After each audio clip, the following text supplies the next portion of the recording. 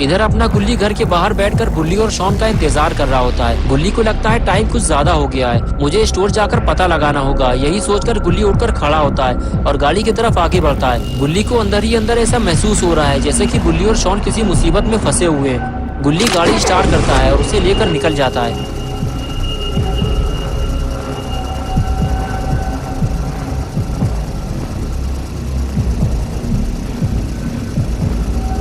कुछ देर बाद गुल्ली पिज्जा स्टोर पहुंच जाता है, लेकिन स्टोर के बाहर इतना सन्नाटा क्यों है? कहीं स्टोर बंद तो नहीं हो गया? गुल्ली को नीचे उतरकर देखना होगा।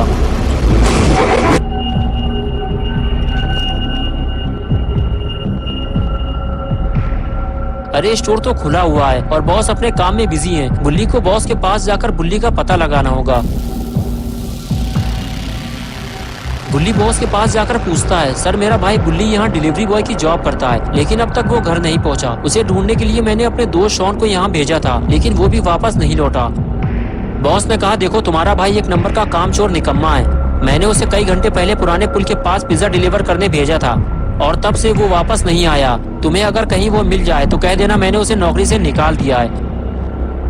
गुल्ली बोला, सर मेरा भाई कामचोर नहीं है, वो किसी मुसीबत में फंस गया होगा, मैं उसे ढूंढने जा रहा हूँ। ये कहकर गुल्ली वहां से चला गया। लेकिन गुल्ली को यह बात बुरी लगी कि उस घमंडी आदमी ने बुल्ली को कामचोर कहा, जबकि बुल्ली 10 बजे रात तक काम करता है। लेकिन अभी लड़ाई झगड़ा करने का कोई फायदा नहीं है। अभी सबसे जरूरी काम है बुल्ली और शॉन को ढूंढना, और गुल्ली उन्हें ढूंढने निकल जाता है। कुछ देर बाद गुल्ली पुराने पुल के पास पहुंचता है तो उसे रोड के किनारे बुल्ली का स्कूटर खड़ा हुआ दिखाई देता है। गुल्ली फौरन गाड़ी से नीचे उतरता है और स्कूटर के पास जाकर उसे देखने लगता है। अरे ये तो अपना ही स्कूटर है, लेकिन बुल्ली और शॉन कहाँ हैं?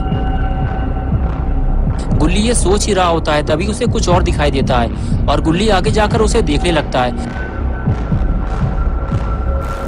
गुल्ली को रोड के किनारे 2 पिज्जा बॉक्सेस मिलते हैं, जिसे देखने के बाद गुल्ली को यकीन हो जाता है कि बुल्ली और शॉन के साथ कुछ बुरा हुआ है। गुल्ली को आगे जाकर देखना होगा।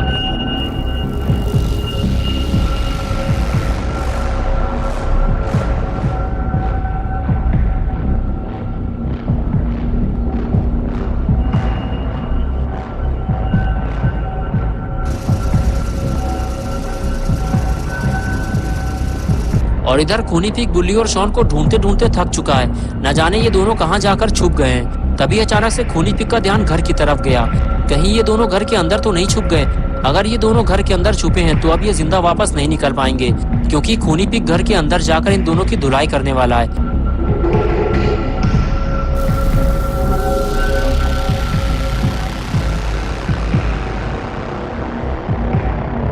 लेकिन ये क्या, ये दोनों तो घर के बाहर छुपे हुए हैं। खूनी पिग अब किसकी धुलाई करेगा?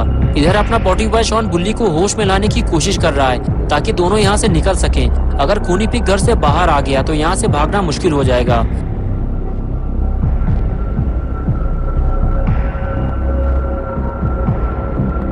शॉन को लगा पता नहीं मुझे दोबारा ये मौका मिले ना मिले, बुल्ली को खींचकर यहाँ से बाहर निकालना ही सही रहेगा। और फिर वो उसे खींचता हुआ वहां से ले जाने लगा। लेकिन शॉन को ये काम जल्दी करना होगा। अरे बाप रे, ये कैसी आवाज है? लगता है खूनी पिग घर से बाहर आ रहा है।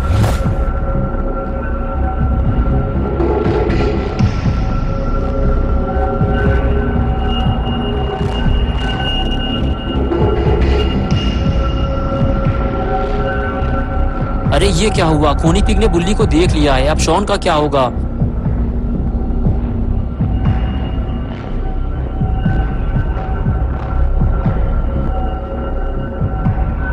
बुल्ली को देखने के बाद खूनी पिग शॉन को ढूंढने लगा। वो जानता है कि अगर बुल्ली यहाँ है तो शॉन भी आसपास ही होगा।